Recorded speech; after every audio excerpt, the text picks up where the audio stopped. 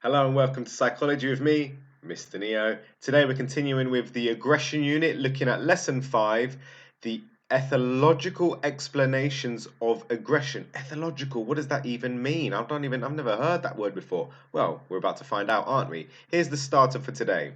Starter. Aggression is an instinct and therefore can't be taught.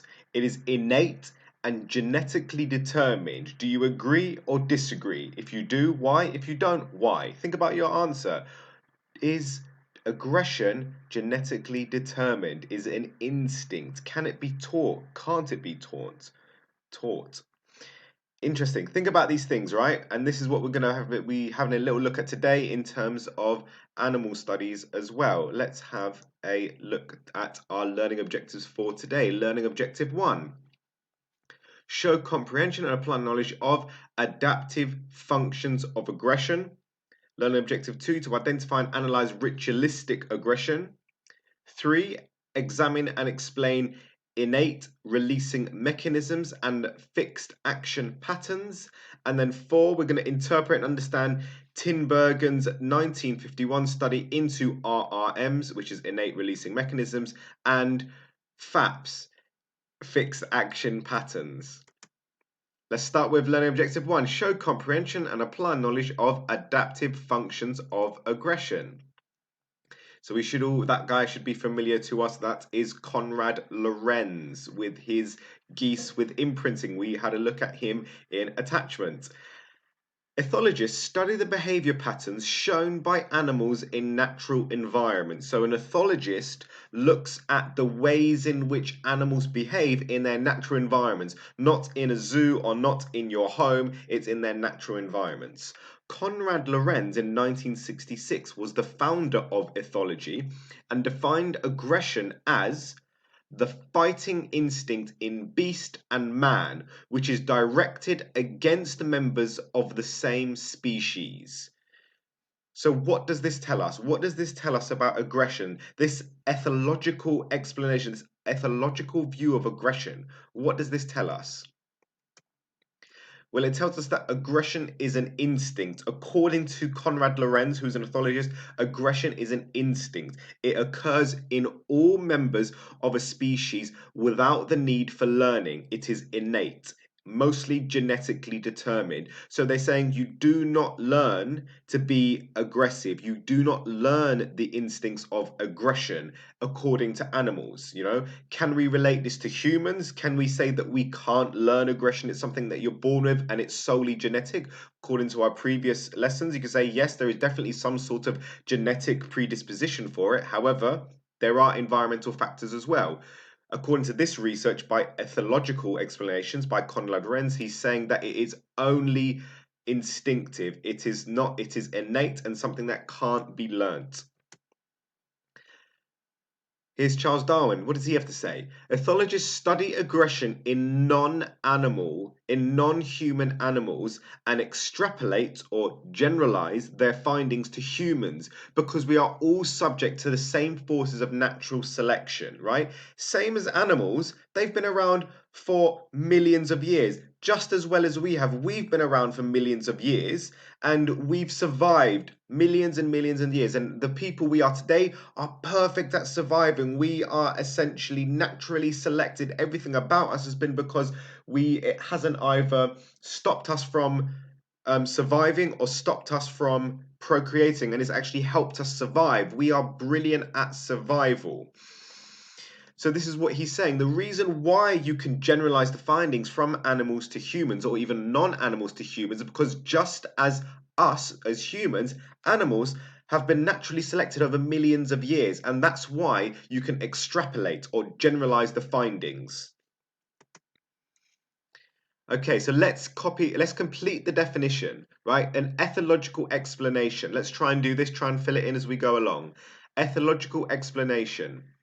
An explanation that seeks to understand the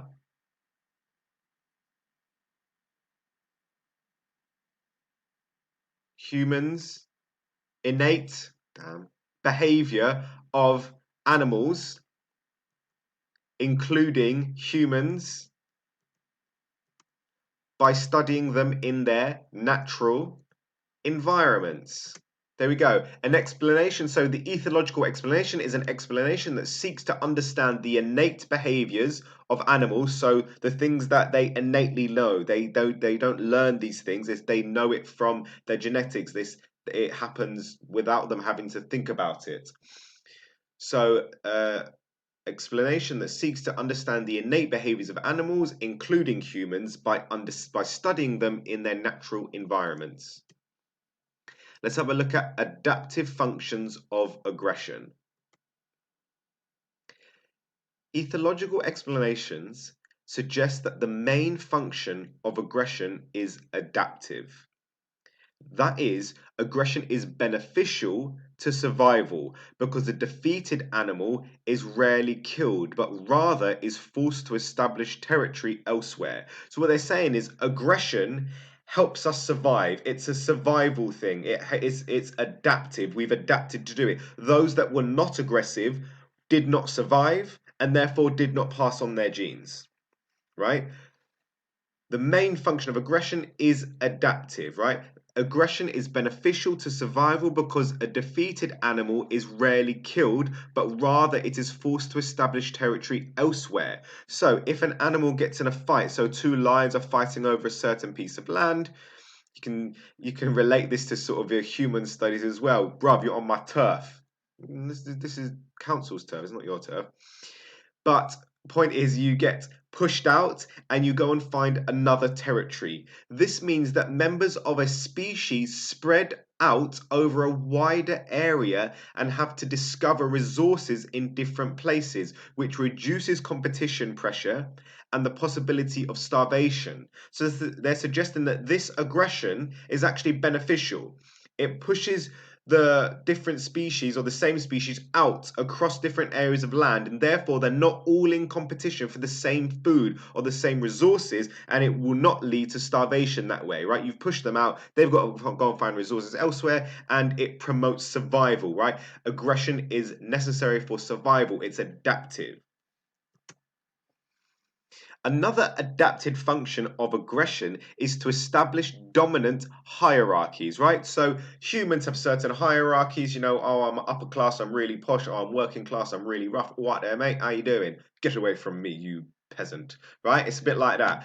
Animals have a similar status as well. I know in gorillas, like the silverback, it walks and it's like really strong, and it looks at the smaller ones. And if the smaller ones look it in the face, they slap them in the face. They go, "No, you need to learn to avert your gaze." And the other man as well, like, "Oh no, you need to avert your gaze. Look away." Male chimpanzees use aggression to climb their troops' social hierarchy. So chimpanzees have social hierarchies as well. You've got to get up the social hierarchy. But what's the benefit? They don't get paid. Well, their dominance gives them special status. For example, mating rights over females, right? Those that are higher up in the ranks, they get the nicer females, or maybe the better, or maybe more females. I don't know if you can have nice chimpanzees. Is there such a thing as a sexy chimpanzee? I mean, not in my perspective, obviously, but maybe to the chimpanzee. You might go, "Oh, that's a nice chimpanzee. Check out the fur on that one." But this does happen in humans too. Gregory Petit et al. In 1988 studied playgroups of young human children and observed how aggression played an important role in the development of some children's dominance over others. This would be adapted and thus naturally selected because dominance over others brings benefits such as the power to get your own way and to access to resources.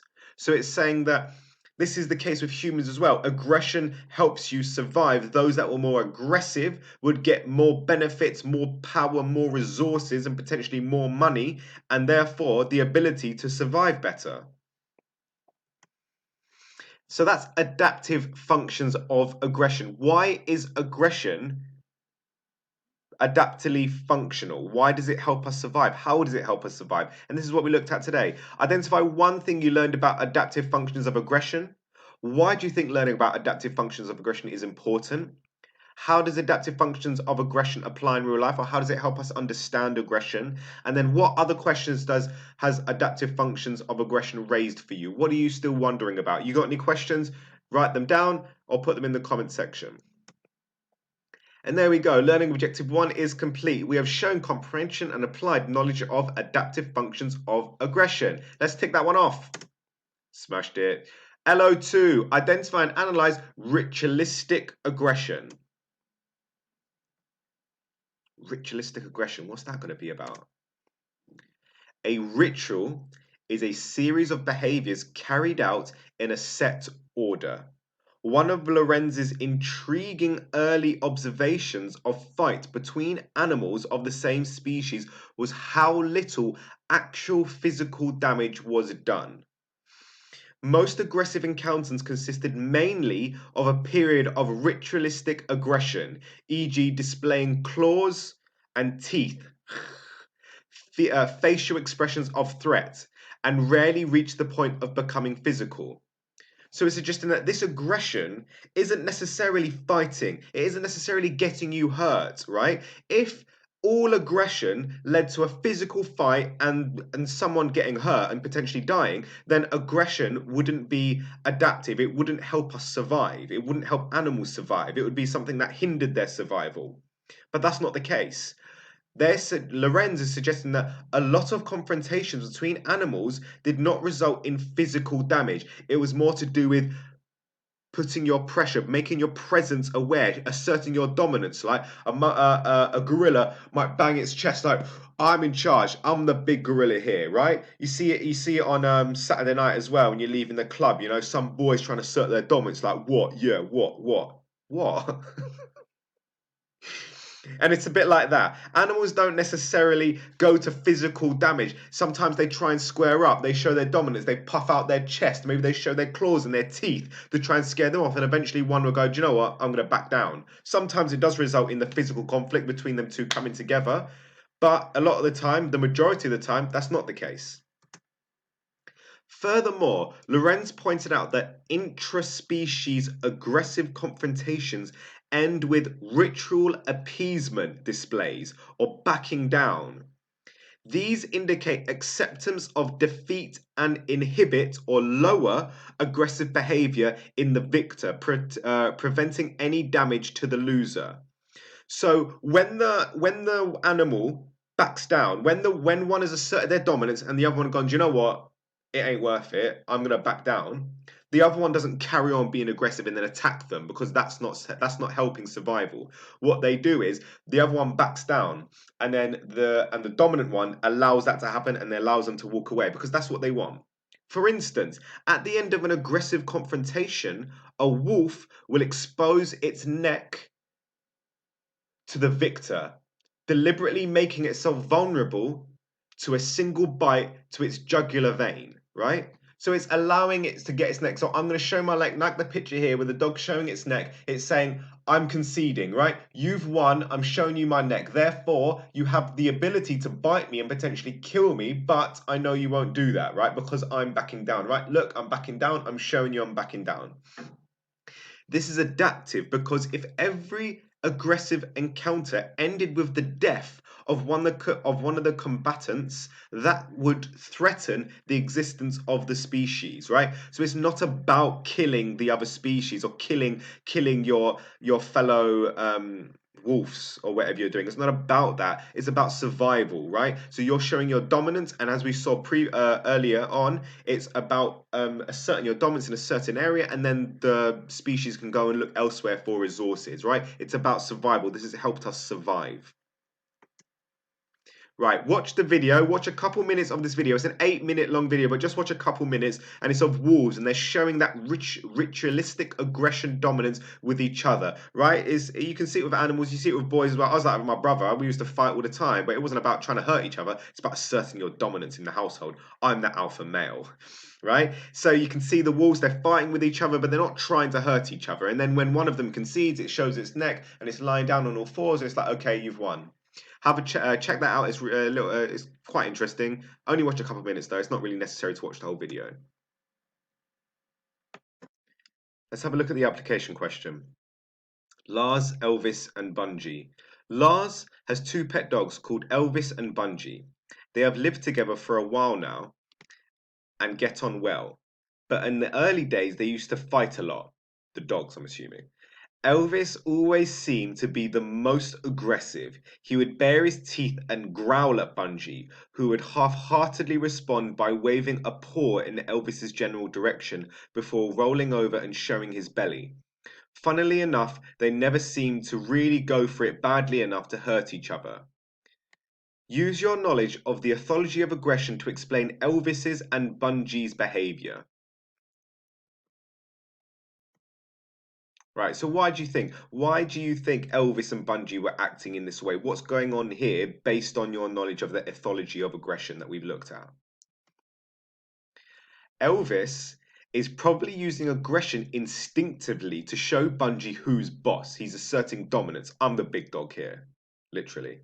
That is to establish dominance in the relationship between them. This is one reason why aggression is adaptive, according to the ethological explanation. Lorenz and Tibergen, which we're going to have a look at in a bit, argued that aggression is also highly ritualistic. When Elvis is aggressive, Bungie makes an appeasement display, rolling over and making his belly and throat vulnerable to show acceptance of defeat. This signal inhibits Elvis from inflicting any real harm, another adaptive behavior because it reduces Bungie's risk of being killed. So there we have it. Ritualistic aggression. Identify one thing you learned about ritualistic aggression. Why do you think learning about ritualistic aggression is important? How does ritualistic aggression apply in real life in terms of aggression? And what questions has ritualistic aggression raised for you? Right. I feel like I've said ritualistic aggression enough now, so I'm going to tick that off. Identify and analyze ritualistic aggression. Now we're moving on to examine and explain innate releasing mechanisms and fixed action patterns. What do these terms mean, right? At the moment, they mean nothing, but let's get an understanding of them. Innate releasing mechanisms and fixed action patterns. Right, let's complete the definition. Right, so complete the definition. Innate releasing mechanisms is a brain, no, I'm going to go with biological structure or process in the brain which is activated by an external stimulus that in turn triggers a fixed action pattern. A fixed action pattern is a sequence of stereotyped pre-programmed behaviors triggered by an innate releasing mechanism. So there we go. What do these two mean? Innate releasing mechanisms are a biological structure or process in the brain which is activated by an external stimulus that in turn triggers a fixed action pattern. And a fixed action pattern is a sequence of stereotyped pre-programmed behaviors triggered by an innate releasing mechanism. An innate releasing mechanism is a built-in physiological process or structure, for instance, a network of neurons or a circuit in the brain, right? So it's not a choice, it's happening innately, it's in your brain, it's a process or a physiological process or structure within your brain. And it's set off by an environmental stimulus. So an environmental stimulus such as a certain facial expression. So like if, for me, it would be like, if my innate releasing mechanism would be if someone came up to me and started squaring up to me and put his face in my face, I'll be like, I feel like I know there's going to be a fight right now. I need to instigate my innate releasing mechanism to get started on the action, or my fixed action patterns. Right? For a dog, it might be another dog barking or gritting its teeth at it and showing aggression. For other animals, it might be something else. An environmental stimulus such as a certain facial expression triggers the IRM, the innate releasing mechanism, which then releases a specific sequence of behaviors. This behavioral sequence is called a fixed action pattern, or a FAP. Why are you laughing? According to Steve and Leah, FAPs have 6 main features. All right, they are stereotyped or relatively unchanging sequence of behaviors, so they don't change. Universal, because the same behavior is found in every individual of a species, so it's universal, it's common amongst the same species. Usually species have the same process of showing their aggression, of showing their FAP. Unaffected by learning, the same for every individual regardless of experience. You can't unlearn to have this fixed action pattern or to show your aggression, right? It's something that's unaffected by learning. It's ballistic, which means once the behavior is triggered, it follows an inevitable course and cannot be altered before it is completed. It's single purpose, meaning the behavior only occurs in a specific situation and not in others. And a response to an identifiable specific sign stimulus, or if it involves communication between members of the same species, it is known as a releaser. And that's innate releasing mechanisms and fixed action patterns. What's one thing you learned about that? Why do you think learning about it is important? How does this apply in real life? Where do we see this in real life? And any other questions about this, let me know, or do some research yourself, lazy. Right, I'm ticking this off. Examine and explain innate releasing mechanisms and fixed action patterns. Done. Last bit now, learning objective 4, interpret and understand Tinbergen's study into innate releasing mechanisms and fixed action patterns. Right, what did Tinbergen do in 1951? This was his procedure. Male sticklebacks, which is a type of fish, are highly territorial. So they care about their territory. They like to assert their dominance and show what area is theirs. During the spring mating season, so they're doing it for the women, when they also develop a red spot on their underbelly. So they start to develop that red spot on their underbelly. If another male enters their territory, a sequence of highly stereotyped aggressive behaviors is initiated, also known as a FAP. The sign stimulus that triggers the innate releasing mechanism is the sight of the red spot, right? The thing that triggers this, the trigger is seeing a red spot, right? Seeing that red spot on another fish is the trigger. Nico Tinbergen presented sticklebacks with a series of wooden models of different shapes, right? So this is an example of the real stickleback. And this is an example of like a wooden shape they would do. And they wanted to see if just showing a wooden shape with a red belly, would that result in them having their fixed action pattern being released or not? What do you think? Really? Let's find out. Findings. Regardless of shape, if the model had a red spot, the stickleback would aggressively display and even attack it. But even if there was no red spot, there was no aggression, even if the model looked realistically like a stickleback. So they showed it like a stickleback wooden image or plastic image like this and put it in the water with it. And what they found was if it didn't have a red underbelly, it would not be attacked. But if it was like this and it had a fish-like shape, but it had the red underbelly. It was the red underbelly that caused it to go to its fixed action pattern of aggression. Tinbergen also found that these aggressive FAPs were unchanging from one encounter to another. Once triggered, the FAP always ran its course to completion without any further stimulus. There's actually a video to show this, right? So this is an example of the of the fake fish without the red underbelly, and they got the stickleback here, and it didn't attack it, and then it put the other ones in, and it did attack it, right? Watch the following video of footage of Tim Bergen's study in the innate releasing mechanisms and fixed action patterns with stickleback fish. Watch the video; it's really interesting. It's a minute and a half long. Watch it; it just sort of shows your understanding of how territorial the fish is and how it releases its FAP on the other fish. Okay, here's a question. Robin rage. And we've got a jacked up robin there. Asif often sees different species of birds in his garden, including robins. One day he noticed two robins appearing to square up to each other. What?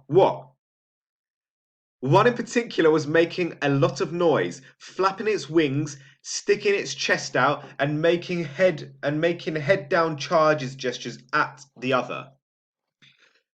Using your knowledge of ethology, explain the robin's aggressive behavior. How could Asif investigate it further? Refer to innate releasing mechanisms, fixed action patterns, and some research in your explanation, right? Give that a go. Try and answer the question. And we'll have a look at the answer now. Using your knowledge of ethology, explain the robin's aggressive behavior. How could Asif investigate it further? And refer to innate releasing mechanisms, fixed action patterns, and some research in your explanation. Right, let's have a look at the answer. Robins are known to be highly aggressive and territorial birds. They're usually they're usually all right around humans. If you're digging a hole, a robin will usually just come by you because it wants to have a look at the birds, or if it can find anything, any animals or insects. But I guess in general they're quite territorial birds against other birds. The two Asif observed robins were probably males, one attempting to invade the territory of the other. The noisy wing flapping head charging display was the territory holder's aggressive response to the invading bird. This robin's red chest feathers act as a releaser, triggering an innate releasing mechanism in the brain of the defending bird. The result is a fixed action pattern of aggressive behaviors, a sequence which always takes the same form and is instinctive rather than learned. So a FAP is instinctive, right? You don't need to learn to show your aggression. They just do it instinctively, whether that's puffing out your chest, flapping your wings, and making a noise, whatever it is.